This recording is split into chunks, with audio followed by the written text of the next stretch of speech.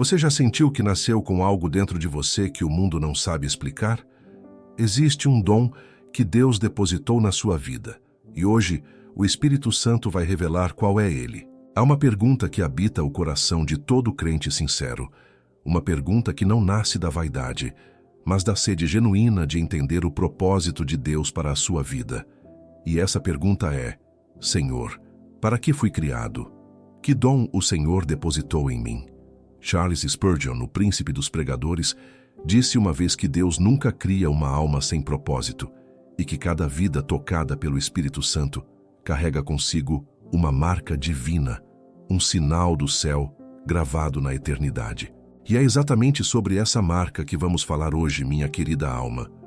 A palavra de Deus, em 1 Coríntios 12, versículo 7, declara com clareza meridiana: a cada um é dada a manifestação do Espírito para o proveito comum. Não há alguns poucos eleitos dentro da igreja. Não apenas aos pastores, aos pregadores, aos que estão no altar. A cada um. Isso significa que você que está ouvindo esta palavra agora também recebeu uma manifestação do Espírito Santo. Também carrega um dom. Também foi escolhido para algo maior do que imagina. Spurgeon ensinava que o maior erro que um crente pode cometer é passar a vida inteira dentro da casa de Deus sem nunca descobrir para que foi chamado.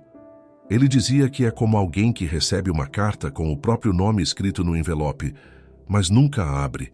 O remetente enviou. A mensagem chegou, mas o destinatário jamais leu o que estava dentro. Quantas almas, minha querida alma, vivem assim? Frequentam a igreja, cantam os hinos, dobram os joelhos na oração e ainda assim carregam dentro de si um dom adormecido, uma chama que nunca foi acesa porque ninguém jamais lhes disse. O Espírito Santo colocou algo precioso dentro de você. É por isso que este vídeo existe. É por isso que esta palavra foi preparada. Não por acidente, não por coincidência. O Espírito Santo tem um recado para você hoje. O apóstolo Paulo, ao escrever aos Romanos, no capítulo 12, versículos 6 a 8, lista com precisão cirúrgica os dons que o Espírito distribui entre os membros do corpo de Cristo: profecia, serviço, ensino, exortação, generosidade, liderança e misericórdia. E em 1 Coríntios 12, a lista se expande: palavra de sabedoria, palavra de conhecimento, fé, cura, operação de milagres, profecia, discernimento de espíritos, falar em línguas e interpretação de línguas. São dons distintos, variados, complementares, nenhum maior do que o outro aos olhos de Deus. Cada um cumpre uma função específica no grande organismo que é a Igreja de Cristo. Spurgeon, com aquela profundidade que lhe era característica, afirmava que o Espírito Santo não age de forma aleatória. Ele é soberano na distribuição dos dons, mas nunca arbitrário. Cada dom é depositado com propósito cirúrgico, como um médico que escolhe com precisão o instrumento certo para a operação certa. E o que isso tem a ver com você, minha querida alma? Tem tudo a ver, porque se o Espírito Santo é soberano e preciso, isso significa que o dom que você carrega não é acidente, não é fruto de circunstâncias favoráveis. É escolha deliberada de um Deus que te conhece desde antes de tua mãe te carregar no ventre. Jeremias 1, versículo 5. Antes que te formasse no ventre materno, te conheci. Antes que saísses da madre, te consagrei. Você foi consagrado antes de nascer. O dom veio com você. E aqui começa a jornada mais importante que qualquer crente pode empreender. A jornada de descoberta do próprio dom. Não por orgulho, não por ambição religiosa, mas porque um dom não descoberto é um dom não utilizado. E um dom não utilizado é uma dívida com o reino de Deus. Jesus mesmo falou disso na parábola dos talentos em Mateus 25. O servo que enterrou o talento não o perdeu por maldade, mas por medo, por não compreender o valor daquilo que havia recebido. E a sentença do Senhor foi severa. Ao que tem, mais lhe será dado, mas ao que não tem, até o que tem lhe será tirado. Minha querida alma, não deixe o medo enterrar o seu dom. Hoje, ao longo desta pregação, vamos caminhar juntos pelos dons do Espírito Santo. Vamos entender o que cada um significa, como se manifesta na vida prática e como você pode discernir qual deles o Senhor depositou em você. Não como um exercício intelectual, não como uma aula de teologia, mas como um encontro real, profundo, transformador com o Espírito que habita em você. Porque esse é o maior presente que este vídeo pode oferecer a você. Não apenas informação sobre os dons, mas a revelação viva de que você foi ungido, chamado e equipado pelo próprio Espírito de Deus para cumprir uma missão que ninguém mais no mundo pode cumprir no seu lugar. E se você quer aprofundar ainda mais essa jornada de descoberta espiritual, de restauração da sua intimidade com Deus e de reconexão com tudo aquilo que o Senhor depositou em sua vida, eu preciso te falar de algo que foi preparado com muito cuidado e oração para você. O e-book 21 Dias para Restaurar Sua Intimidade com Deus é um guia devocional que vai te conduzir, dia após dia, por um caminho de renovação profunda. Em cada página, você encontrará a palavra de Deus aplicada à sua vida real, orações que tocam o coração, reflexões que despertam o que estava adormecido e uma estrutura que te ajuda a reconectar com o Espírito Santo de forma prática, consistente e transformadora. 21 dias podem mudar a direção de toda a sua caminhada espiritual. E o link para você ter acesso a esse material está no primeiro comentário fixado abaixo deste vídeo. Não deixe para depois. O Senhor está te chamando agora. E se esta palavra já está tocando o seu coração, se você sente que chegou aqui por mais do que acaso, então se inscreva neste canal. Porque toda semana há uma palavra nova esperando por você, preparada com oração e amor, para edificar a sua fé e iluminar a sua caminhada com Deus.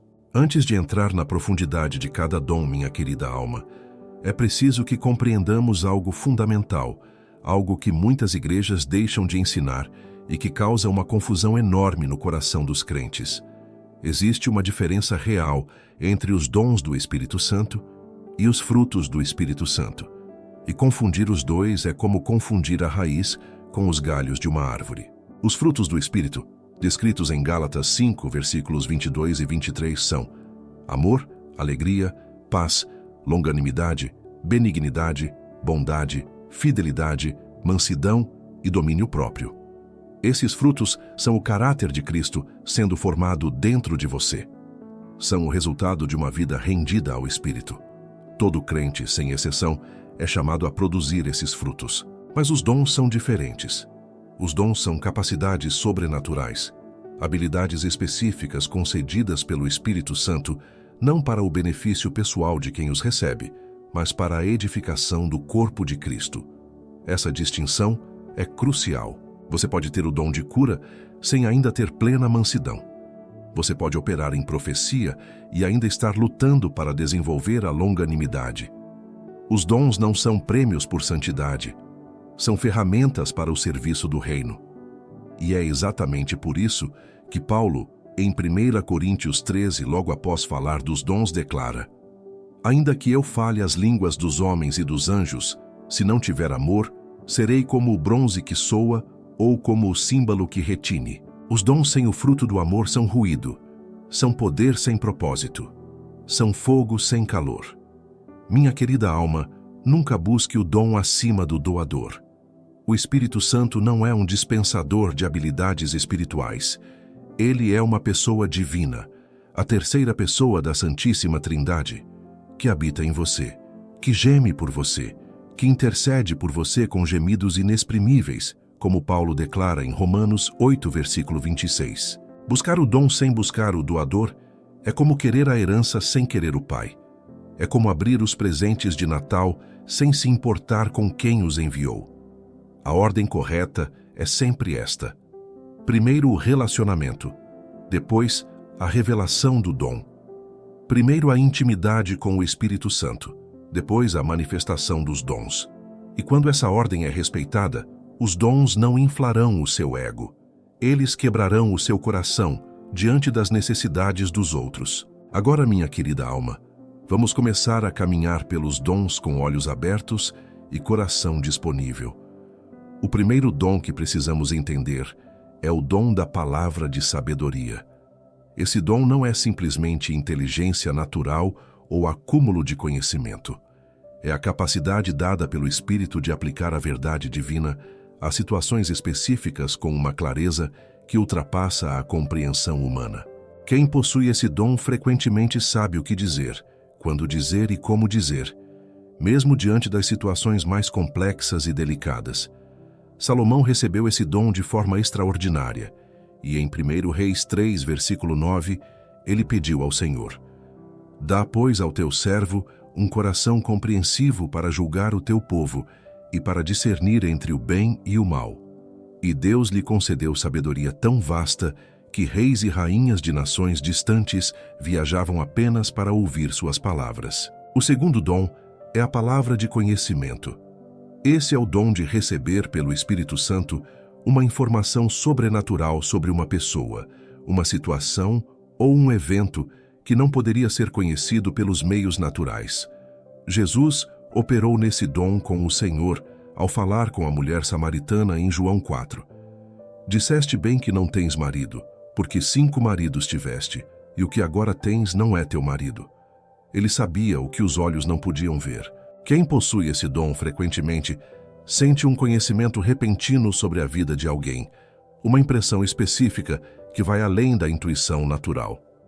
Esse dom é poderoso para o aconselhamento, para a evangelização e para a intercessão.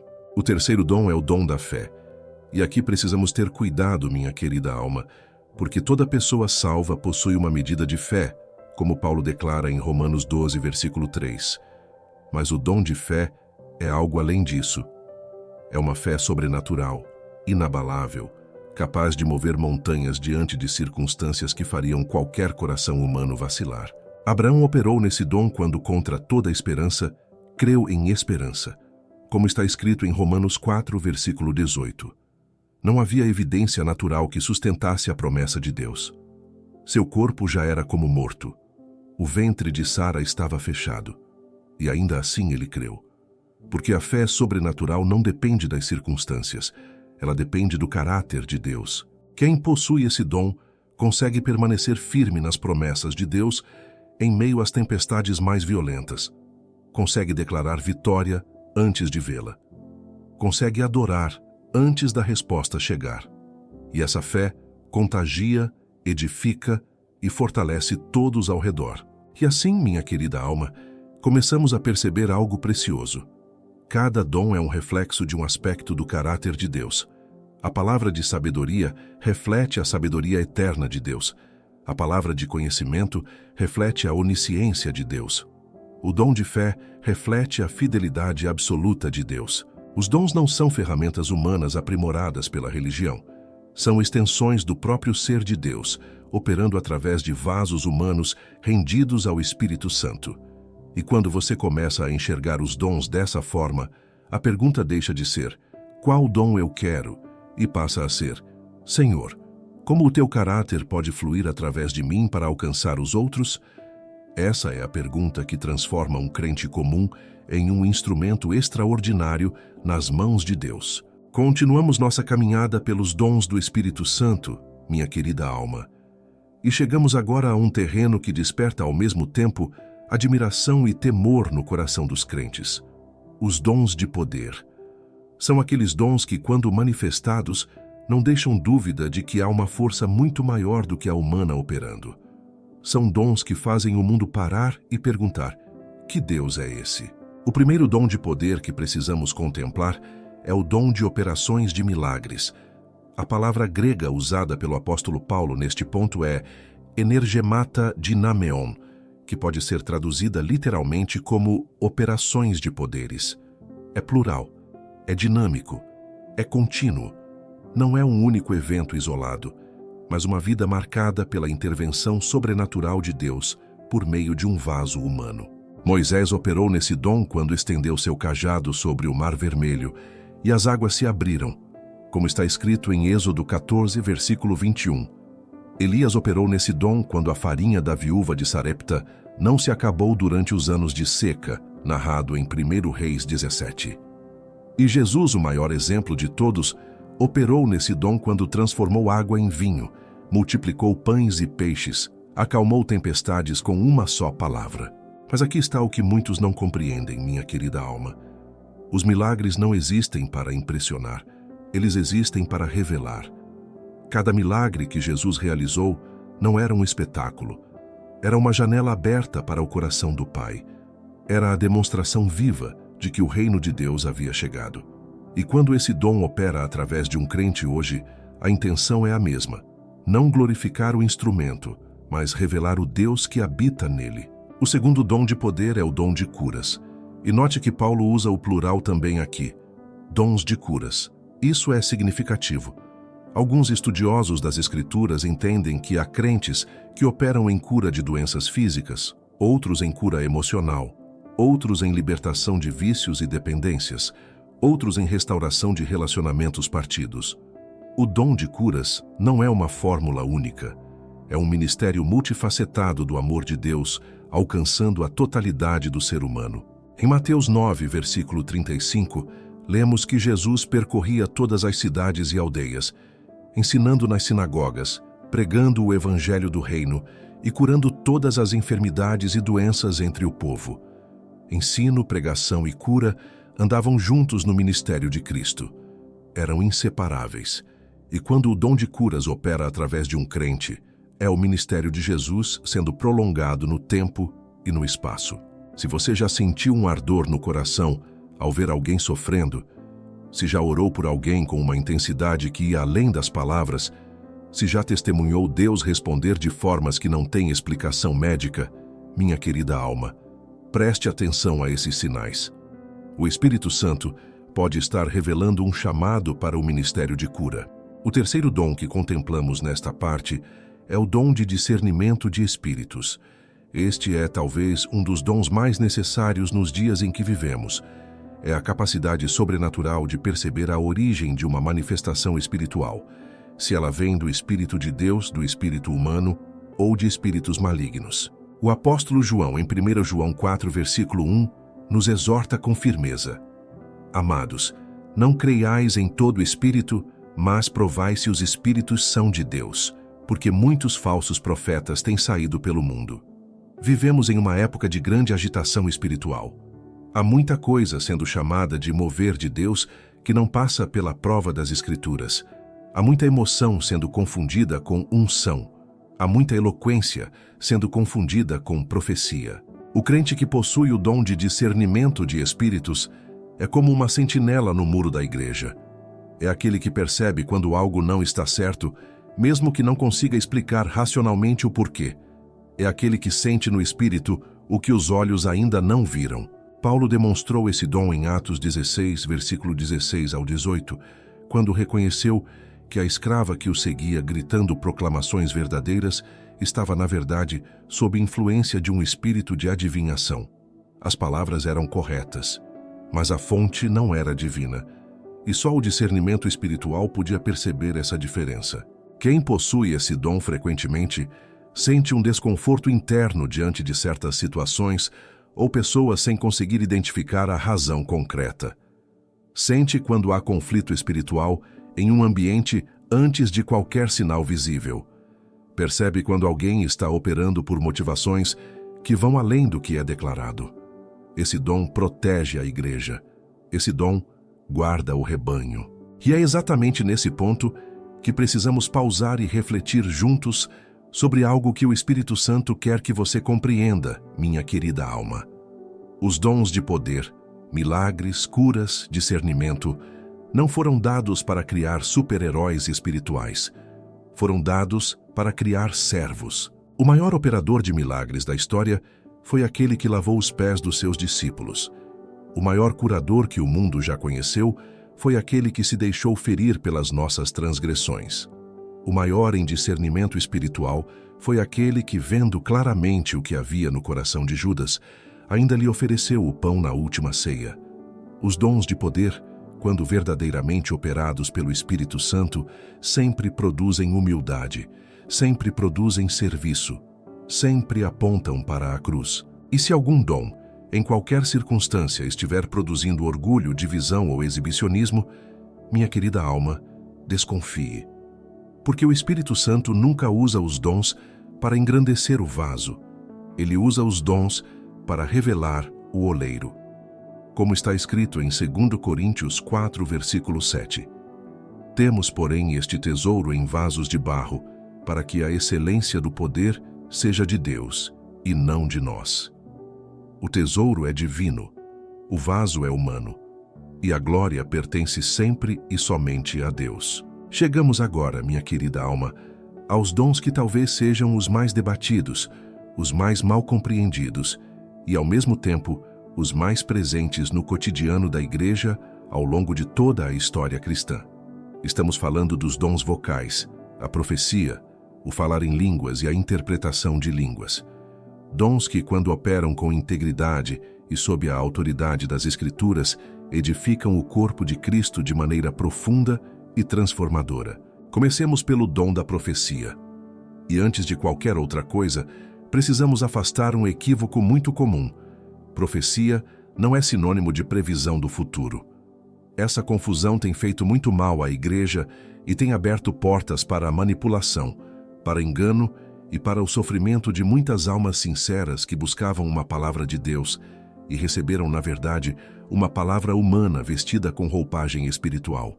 O apóstolo Paulo, em 1 Coríntios 14, versículo 3, define com precisão o propósito do dom da profecia. Mas o que profetiza fala aos homens para edificação, exortação e consolação. 3 palavras: edificação, construir a fé; exortação, chamar ao caminho certo; consolação, curar o coração partido. Esse é o coração da profecia genuína. O profeta não é aquele que sabe mais do que os outros. É aquele que ouve com mais atenção o que o Espírito Santo está dizendo à Igreja naquele momento específico. É aquele que tem coragem de falar o que Deus colocou no coração, mesmo quando a mensagem é difícil, mesmo quando vai contra a maré da opinião popular. Jeremias era assim, um homem que chorava enquanto profetizava, que suplicava a Deus para ser liberto do peso da palavra que carregava, mas que não conseguia calar. Se eu disser, não me lembrarei mais dele, nem falarei mais em seu nome, então haverá no meu coração como que um fogo ardente encerrado nos meus ossos. Esfaçar-me-ei por retê-lo, mas não poderei. Jeremias 20, versículo 9. Essa é a marca de uma profecia verdadeira. Ela arde. Ela não pode ser contida. Quem possui o dom da profecia frequentemente sente uma carga espiritual diante de certas situações da Igreja ou da sociedade. Sente uma urgência em declarar a palavra de Deus que vai além do simples desejo de falar. Recebe impressões, versículos, imagens espirituais que se encaixam com precisão nas necessidades de pessoas ou comunidades específicas. Mas atenção, minha querida alma, toda profecia deve ser avaliada à luz das Escrituras. Toda palavra que se apresenta como profética deve passar pelo filtro da Bíblia, pelo filtro da comunidade de fé e pelo filtro do caráter de Deus revelado em Cristo. Como Paulo instrui em 1 Tessalonicenses 5, versículos 20 e 21. Não desprezeis as profecias, mas examinai tudo. Agora chegamos ao dom mais controverso de todos, o falar em línguas. E aqui, minha querida alma, precisamos de humildade e de abertura ao Espírito, porque este dom tem dividido igrejas, gerado disputas teológicas e afastado muitos crentes uns dos outros por séculos. O dom de línguas, conforme registrado em Atos 2, no dia de Pentecostes, manifestou-se como a capacidade sobrenatural de falar em idiomas humanos conhecidos que o falante nunca havia aprendido. Essa foi a manifestação inicial, pública, voltada para a evangelização dos povos presentes em Jerusalém, vindos de todas as nações. Mas Paulo, em 1 Coríntios 14, descreve uma segunda dimensão desse dom: a oração em línguas, uma comunicação direta do espírito humano com Deus que transcende o entendimento natural. Porque o que fala em língua desconhecida não fala aos homens, mas a Deus, pois ninguém o entende, e em espírito fala mistérios. Versículo 2. Paulo valorizava profundamente esse dom na sua vida pessoal de oração, como ele mesmo declara no versículo 18. Dou graças a Deus que falo em línguas mais do que todos vós. Mas no contexto da Assembleia, ele estabelecia ordem e propósito, sempre priorizando a edificação coletiva. E é aqui que entra o terceiro dom vocal, a interpretação de línguas. Esse dom funciona como a chave que abre a porta da mensagem falada em línguas para a compreensão de toda a congregação. É a capacidade sobrenatural de receber do Espírito Santo o significado de uma mensagem proferida em línguas desconhecidas e declará-la em linguagem compreensível para a edificação de todos. Paulo instrui em 1 Coríntios 14, versículo 13. Portanto, o que fala em língua desconhecida, ore para que possa interpretá-la. Os dons vocais, quando operam juntos e com ordem, criam um ambiente de edificação profunda, onde a igreja é nutrida, corrigida, consolada e fortalecida pela voz do Espírito Santo. Minha querida alma, talvez você esteja se perguntando agora, mas esses dons ainda estão disponíveis hoje? O Espírito Santo ainda os distribui na igreja contemporânea? E a resposta que as Escrituras nos dão é clara.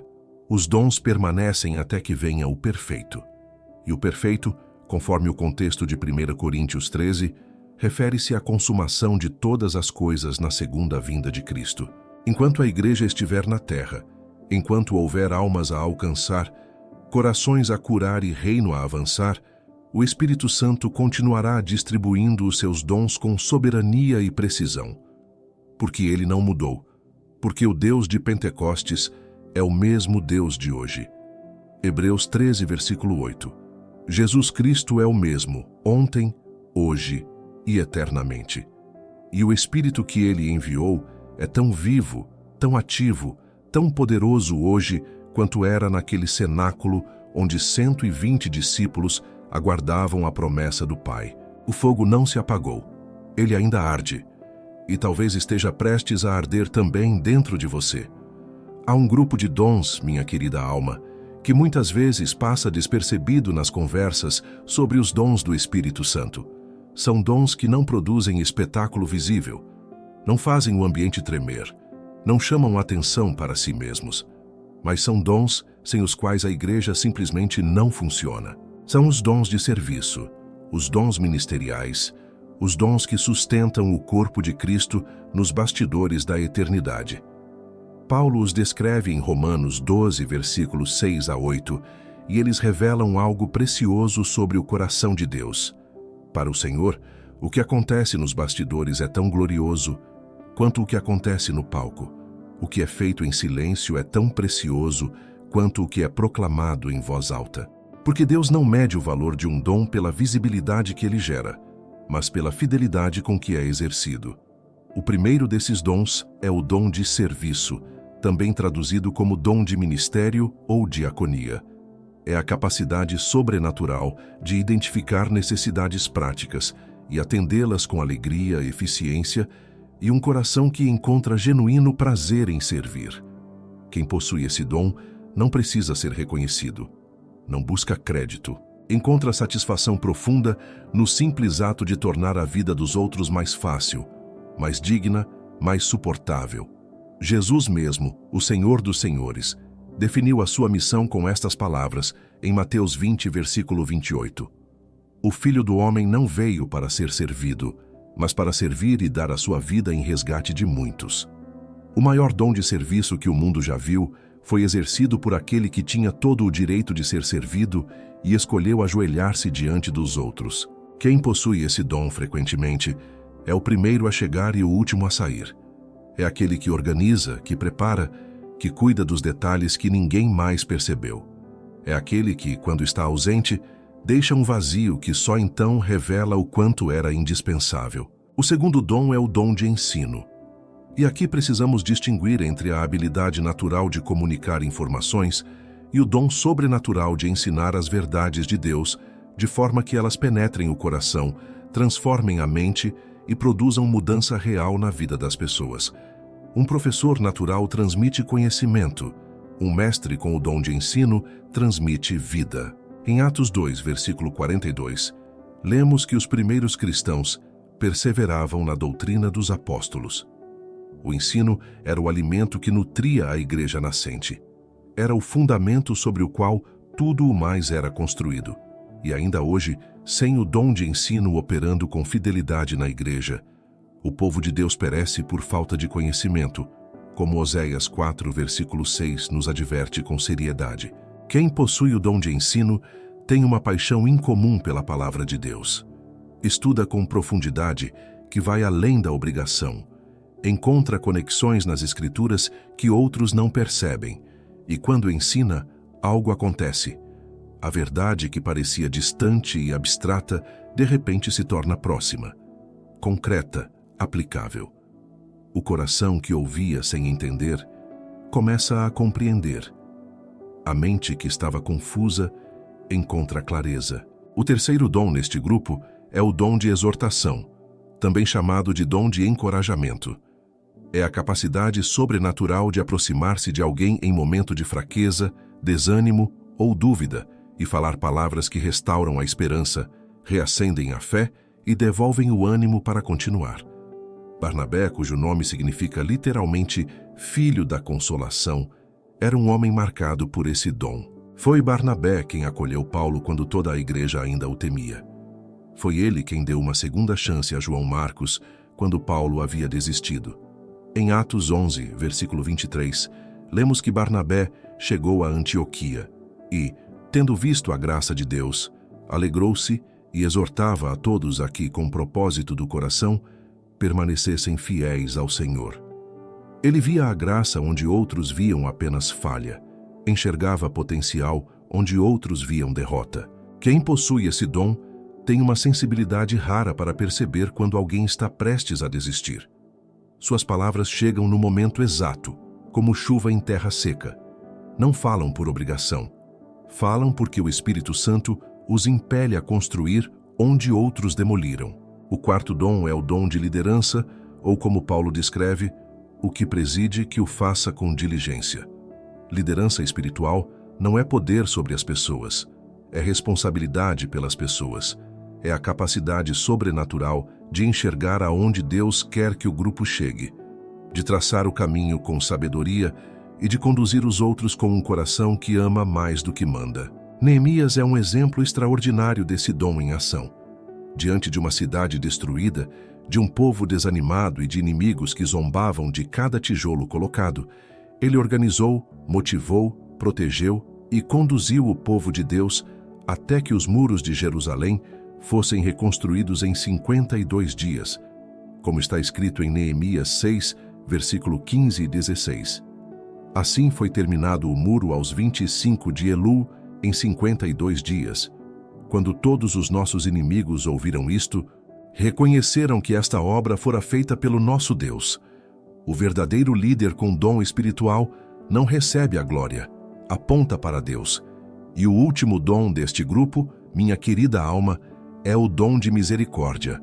Paulo instrui que quem o possui deve exercê-lo com alegria, não com resignação, não com um senso pesado de obrigação, mas com alegria genuína, nascida de um coração que encontra o próprio Deus em cada rosto sofredor que encontra. Este é o dom que aproxima a igreja dos invisíveis, dos esquecidos, dos que a sociedade descartou. É o dom que esteve presente naquela mulher que ungiu os pés de Jesus com seus cabelos, que esteve presente no bom samaritano que parou onde outros passaram, que esteve presente em Dorcas, costureira de Jope, cujas roupas vestiam os pobres da cidade e cuja morte provocou tal luto que Pedro foi chamado às pressas para ressuscitá-la, narrado em Atos 9. Quem possui esse dom chora com os que choram antes de tentar consertar o que está quebrado. Fica, permanece, sustenta, e nesse ficar silencioso e fiel, revela o coração do pai que corre ao encontro do filho pródigo antes mesmo que ele termine o discurso de arrependimento.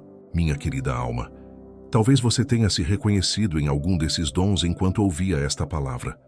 Talvez tenha sentido um acender suave dentro do peito, como quem reconhece o próprio nome sendo chamado de longe. Não ignore esse sinal. O Espírito Santo fala assim, não com estrondo, mas com uma voz mansa e delicada, como fez com Elias no deserto de 1 Reis 19. E quando ele fala, vale a pena parar tudo para ouvir. Minha querida alma, chegamos ao fim desta palavra, mas o Espírito Santo está apenas começando a obra em você. Cada dom que contemplamos hoje não é teoria, é convite. É o Senhor dizendo: eu te equipei. Agora vai. Se você quer aprofundar essa jornada e restaurar sua intimidade com Deus de forma prática e transformadora, o e-book 21 Dias para Restaurar Sua Intimidade com Deus foi preparado exatamente para este momento da sua vida. 21 dias que podem mudar tudo. O link está no primeiro comentário fixado abaixo. Obrigada de coração por ter assistido até aqui. Se esta palavra tocou você, deixe seu like, comente o que Deus falou ao seu coração e se inscreva neste canal. Os próximos vídeos que aparecerão na tela foram preparados com a mesma oração e o mesmo amor. Não perca